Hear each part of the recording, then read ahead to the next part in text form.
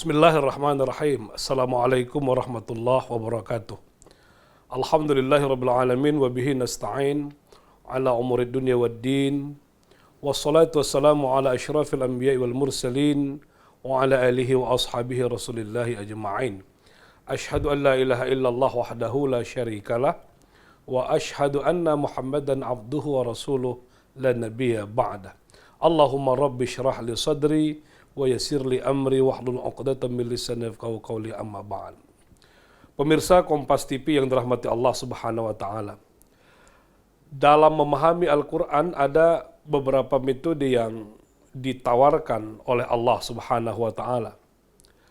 Di antaranya adalah dengan cara menggunakan lafaz qasam atau sumpah.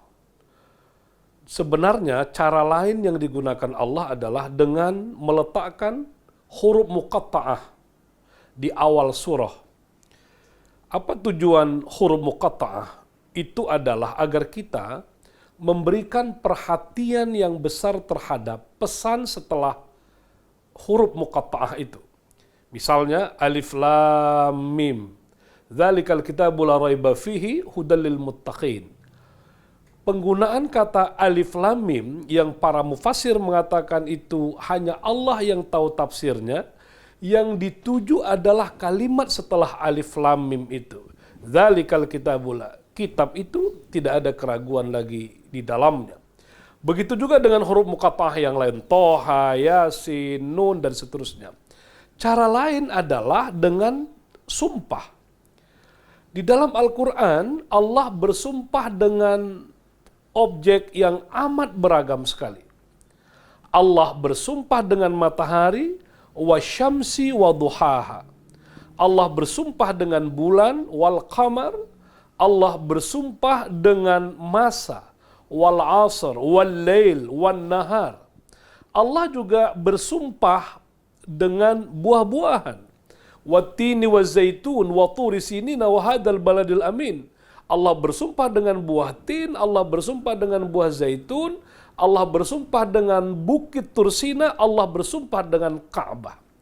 Pertanyaan kita adalah mengapa Allah menjadikan makhluknya sebagai objek sumpah? Para mufassir mengatakan ketika Allah menjadikan makhluknya sebagai objek sumpah, sebenarnya Allah ingin agar kita para pembaca Al-Quran, para pembaca kitab, memberi perhatian yang serius terhadap objek sumpah itu. Ternyata kalau kita dalami objek-objek sumpah, makhluk-makhluk yang Allah jadikan sebagai objek sumpah, itu ternyata memiliki makna yang cukup dalam berkaitan dengan ilmu pengetahuan, berkaitan dengan kemajuan-kemajuan manusia. Misalnya ketika Allah bersumpah dengan matahari, itu sesungguhnya ingin menunjukkan betapa pentingnya matahari dalam kehidupan manusia, dalam kehidupan semesta, dalam kehidupan alam ini. Pertanyaannya adalah seberapa besar, seberapa luas, seberapa banyak pengetahuan kita tentang matahari dan seberapa pula kemampuan kita memanfaatkan energi yang dikandung oleh matahari itu. Ketika Allah bersumpah misalnya dengan buah, pemirsa Kompas TV, ini menjadi menarik ya. Kenapa? Karena di dalam Al-Quran itu paling tidak Allah bersumpah dengan 6 buah, 6 jenis buah-buahan. Tapi yang Allah bersumpah itu hanya 2. Allah ada sebut 6 buah-buahan dan Allah jadikan objek sumpah hanya 2. Misalnya dalam surah Al-Waqiah Allah berfirman, wa talhim mamdud, dan pisang yang bersusun-susun. Pertanyaannya, kenapa Allah menyebut pisang di dalam Al-Quran? Inilah yang mendorong kita, ahli gizi, untuk meneliti ada apa di dalam pisang. Sampai-sampai Al-Quran menyebutnya seperti itu. Ada al-a'nab, ada ar-rumman, ada anggur, ada delima. Al-Quran juga menyebut kurma, an-nakhil, nakhlah. Kenapa itu disebut? Itu menunjukkan penting. Maka menjadi tugas ahli-ahli gizi untuk menelaah sebenarnya dalam objek-objek sumpah itu apa kandungan, apa ilmu pengetahuan yang bisa diangkat, lalu itu bisa dimanfaatkan oleh manusia. Bahkan nanti kalau kita lihat di dalam buku-buku kesehatan, ketika Allah bersumpah dengan tin dan zaitun, ternyata ada 13 kemanfaatan yang dikandung buah tin, ada 12 kemanfaatan yang dikandung oleh minyak zaitun. Kita tak mungkin bahas dalam kesempatan yang singkat ini, tetapi pengaruh buah tin terhadap kesehatan tubuh, terhadap kemampuan nalar, makanya para filosof-filosof Yunani itu sangat suka dengan buah tin. Begitu juga dengan zaitun, pengaruhnya, dampaknya, manfaatnya untuk menurunkan kolesterol, daya tahan tubuh dan seterusnya. Ini sebenarnya menjadi perhatian manusia karena Allah sudah memberi isyarat dengan sumpah itu. Dan ketika kita bisa menggali kandungan-kandungan hikmah yang ada di dalam objek sumpah, maka itu berdampak pada pengembangan ilmu pengetahuan dan kemanfaatan bagi manusia. Bahkan ada satu lagi, para pemirsa Kompas TV, Allah itu bersumpah dengan jahe. Bayangkan itu jahe disebut dalam Quran. Wa yusqauna min ka'sin kana mizajuha zanjabila. Minuman orang nanti di sorga itu adalah jahe. Air yang bercampur jahe. Makanya saya sering ngobrol santai bilang, kalau orang di dunia ini suka minum bandrek, itu potensinya masuk surga besar sekali. Kenapa begitu? Karena di surga itu, informasi Quran secara simbolik itu adalah jahe, minum air yang bercampur jahe. Pertanyaannya, ada apa di dalam jahe? Apa kandungan jahe? Apa pengaruhnya? Apa dampaknya di dalam kehidupan kita?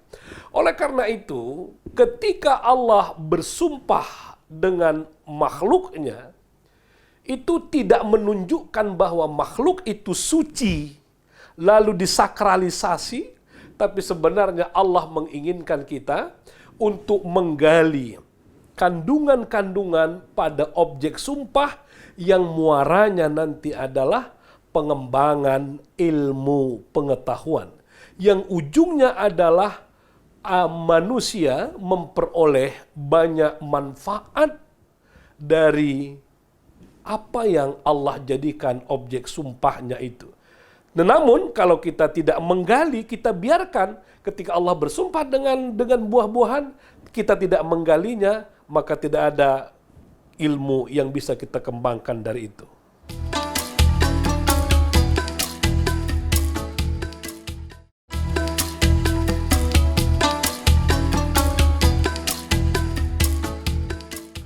Pemirsa Kompas TV yang dirahmati Allah Subhanahu wa taala, tidak kalah pentingnya, dan ini yang banyak dalam Al-Qur'an itu adalah Allah bersumpah dengan waktu. Allah bersumpah dengan malam, wal-lail, Allah bersumpah dengan siang, wan-nahar. Allah bersumpah dengan waktu fajar wal fajar. Allah bersumpah dengan duha wad-duha. Allah bersumpah dengan asar, awal asar. Dan mungkin yang paling fenomenal ini adalah wal asar. Pemirsa, kita masih ingat kalau yang dulu ikut ngaji sore, kalau kita mau pulang ngaji itu oleh ustadz kita, oleh muallim kita disuruh baca surah Al-Asr. Kita bacanya semangat dengan suara yang kuat. Kenapa? Karena kita membayangkan akan segera pulang. Wal asri innal insana lafi khusrin. Kuat-kuat kita membacanya. Bersemangat sekali. Ternyata itu ada tradisi pada para sahabat Nabi. Para sahabat Nabi, kalau mereka bertemu kemudian berpisah, mereka membaca surah Al-Asr itu sebelum berpisah. Bahkan Imam Asy-Syafi'i pernah mengatakan, andaikan Al-Quran yang jumlahnya 6.000 ayat, hanya turun 3 ayat itu saja, maka itu sudah cukup untuk menjadi pedoman hidup manusia. Sayyid Qutb dalam tafsirnya yang cukup terkenal, Fi Dhilalil Quran, itu mengatakan surah Al-Asr itu adalah al-manhaj, al-hayat al-bashariyah. Ayat itu cukup menjadi pedoman bagi manusia dalam menjalani kehidupan ini menjadi lebih baik. Nah, sayangnya ayat ini kita baca tapi kandungannya tidak tergali dengan baik. Allah bersumpah dengan waktu bukan hanya ingin menunjukkan betapa waktu itu penting, tapi waktu akan menentukan peradaban manusia. Seorang pemikir Aljazair, Malik bin Nabi, itu menyebut itu peradaban Islam itu hanya bisa bangkit dengan rumus waktu plus tanah. Kenapa waktu plus tanah? Ini pembahasannya cukup luas. Tetapi begitu disebut dengan waktu, maka waktu itu menjadi kunci kemajuan peradaban manusia. Kalau kita lihat misalnya, kenapa Allah mulai bersumpah dengan wal fajar? Sebenarnya model kehidupan kita ini bukan dimulai dari pagi. Kehidupan itu dimulai dari waktu fajar. Waktu fajar itu ya kira-kira pukul 4 kita sudah bangun itu. Pukul 4 kita sudah bangun melakukan banyak aktivitas terutama yang berkaitan dengan nalar, membaca buku, menghafal sampai subuh. Itulah siklus orang Islam mulai dari fajar. Bukan mulai dari jam 7, bukan mulai dari jam 6, tidak. Tapi dari fajar. Nanti kalau kita analisis surah Al-Fajr itu kuat sekali kaitannya dengan kebangkitan peradaban manusia. Sampailah pada akhirnya kenapa ada Allah bersumpah dengan siang, bagaimana Allah bersumpah dengan asar. Nah asar itu dalam asbabun nuzulnya, orang Arab pada masa lampau itu suka sekali mengutuk waktu asar. Kenapa? Setelah mereka bekerja dari pagi sampai siang, itu orang Arab suka ngumpul, ngobrolnya santai-santai, tapi ujungnya nanti bertengkar, ujungnya nanti marah-marahan. Karena itulah mereka menganggap waktu asar itu buruk. Makanya Allah bersumpah dengan asar ingin menunjukkan sebenarnya tidak ada waktu yang buruk, tidak ada waktu yang perlu dikutuk. Yang membuat baik atau tidak baiknya waktu itu tergantung pada kita memberi makna apa. Kita melakukan apa dalam waktu yang ada pada kita itu. Orang memiliki waktu yang sama, tetapi cara meresponnya, cara memanfaatkannya akan berbeda. Oleh karena itu, kalau kita perhatikan ayat-ayat itu, terutama pada surah Al-Asr, ada mufassir yang mengatakan ayat ini ingin menjelaskan hidup ini adalah perdagangan. Berdagang dengan Allah. Ada satu contoh yang menarik. Waktu kemarin kita heboh dengan Piala Dunia. Ada orang yang memperdagangkan, mempertukarkan waktunya 2 jam untuk nonton sepak bola. Pada saat yang sama ada orang yang menggunakan waktunya 2 jam untuk beribadah kepada Allah. Ada orang yang menggunakan waktunya 2 jam untuk riset, untuk menulis. Dari ketiga model orang menggunakan waktu ini, siapakah yang paling beruntung sesungguhnya? Beruntung atau tidak kita dalam kehidupan ini, atau sebaliknya dengan bahasa yang negatif, kita itu khusrin atau tidak, merugi atau tidak, itu akan ditentukan waktu yang ada itu yang diberikan Allah kepada kita gunakan untuk apa? Kalau orang Islam menggunakan waktunya tidak untuk membangun kapasitas dirinya. Orang Islam tidak menggunakan waktunya untuk hal-hal yang produktif, maka dia akan khusrin. Khusrin itu maknanya rugi. Rugi dalam arti bukan hanya persoalan finansial, tetapi dalam maknanya yang luas, Allah berikan kita usia hidup di muka bumi ini 60, 70, 80 tahun. Tapi kita sama sekali tidak berkontribusi buat kebaikan dunia. Kita tidak berkontribusi buat kebaikan bangsa ini. Itulah sesungguhnya yang amat merugikan itu. Makanya Allah ingatkan sekali tentang pentingnya waktu. Kalau tadi saya mengatakan hidup ini sebenarnya bagian perdagangan atau dalam bahasa yang berbeda pertukaran dengan Allah. Itu maknanya waktu yang diberikan Allah kepada kita, mau kita pertukarkan untuk apa? Hal adullukum ala tijaratin tunjikum min adabin alim. Apakah engkau mau aku tunjukkan satu bentuk perdagangan yang membebaskan engkau dari azab yang pedih, kata Allah. Itu maknanya ada orang yang mempertukarkan waktunya selama hidupnya. tidak untuk kebaikan-kebaikan, tidak untuk kemaslahatan, maka dia akan mengalami kerugian. Pemirsa Kompas TV yang dirahmati Allah, sampai di sini sumpah Allah terhadap makhluknya seperti yang ditunjukkan oleh banyak ayat tadi, itu sangat berkaitan erat dengan peradaban. Sumpah Allah kepada waktu, kepada buah, kepada tempat, dan sebagainya itu menunjukkan manusia harus memberikan perhatian terhadap sumpah yang telah dinyatakan Allah dalam Al-Quran. Maka kita harus gali, kita harus temukan, kita harus konstruksi menjadi pengetahuan yang bermanfaat bagi kemanusiaan kita. Demikian sumpah Allah dalam Al-Quran, kaitannya dengan objek-objek sumpah, kita akan melihat pada sisi lain bagaimana pula sumpah manusia kepada Allah Subhanahu wa Ta'ala pada penjelasan berikut ini.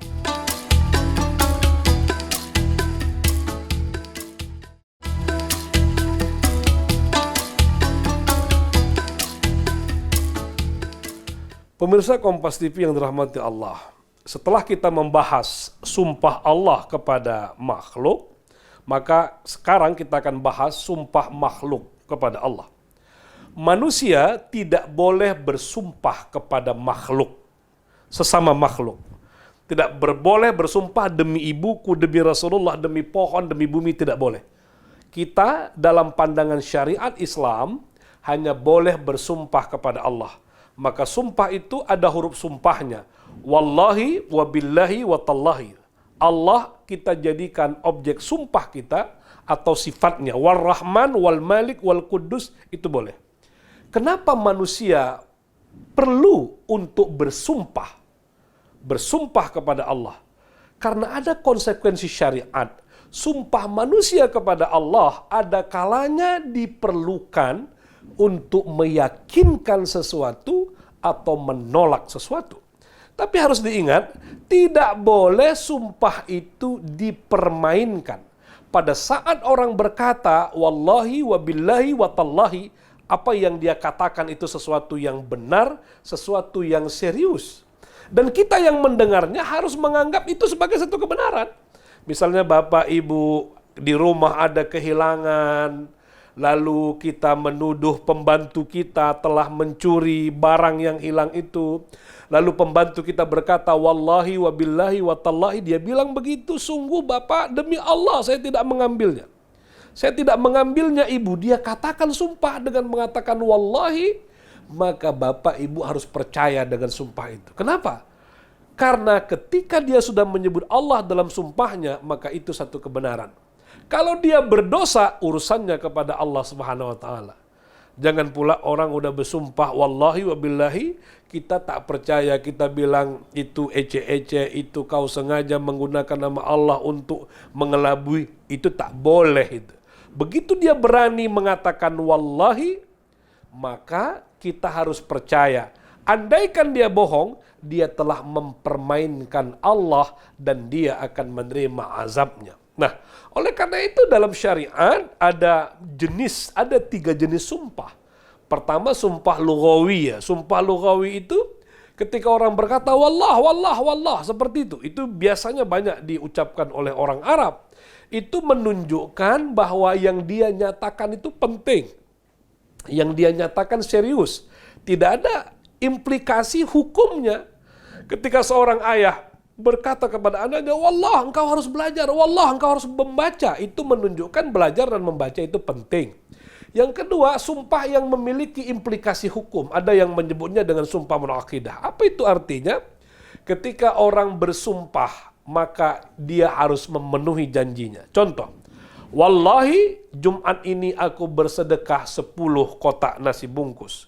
Saat yang lain dia berkata, aku berjanji pada setiap Jumat akan memberikan infak 10 nasi bungkus. Kalau janji dia tidak penuhi, dia menyalahi janji saja. Dia tidak patuh pada janjinya.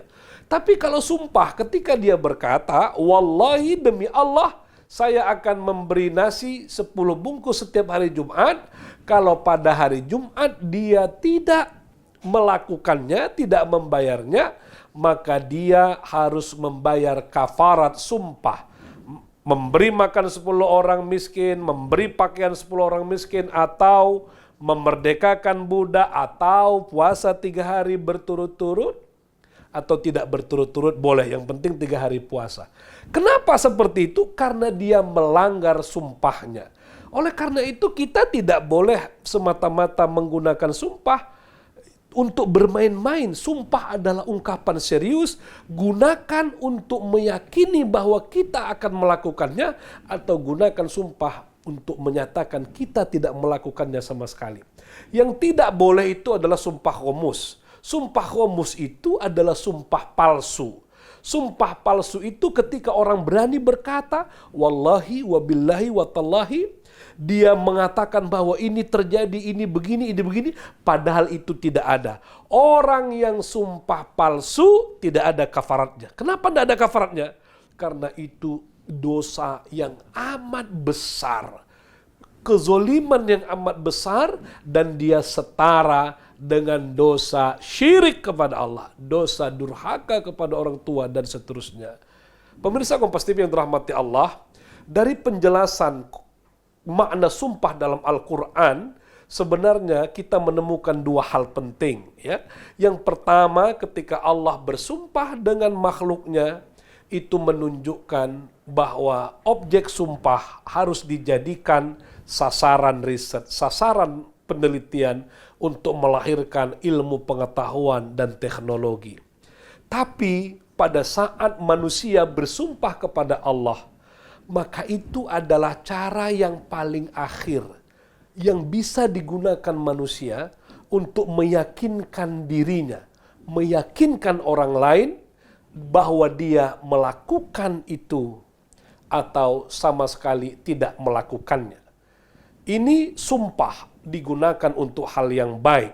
Ketika pejabat itu disumpah, sebenarnya dia sedang bersumpah kepada Allah bahwa dia akan melakukan hal yang baik-baik. Dalam konteks ini, sumpah dipakai untuk meyakinkan dirinya untuk berada pada jalan yang lurus itu. Ketika dia melanggar sumpahnya, ada kafarat. Tetapi yang sangat dicela itu adalah sumpah palsu. Hati-hati bersumpah palsu, kita menjadi saksi bagi sebuah peristiwa kejahatan, kita menolong, kita mendukung orang yang berbuat kejahatan dengan cara sumpah palsu, maka sebenarnya kita sedang mempermainkan Allah Subhanahu wa Ta'ala. Mudah-mudahan kajian kita tentang sumpah ini memberikan sebuah perspektif bagi kita untuk pengembangan ilmu pengetahuan dalam konteks sumpah Allah kepada makhluk, dan menjaga relasi, menjaga hubungan, atau meyakinkan diri kita untuk melakukan hal-hal baik, atau meyakinkan untuk tidak melakukan hal-hal yang buruk. Demikian, mudah-mudahan dapat menjadi renungan kita semua. Mohon maaf atas segala kekurangan. Billahi taufiq wal hidayah. Assalamualaikum warahmatullahi wabarakatuh.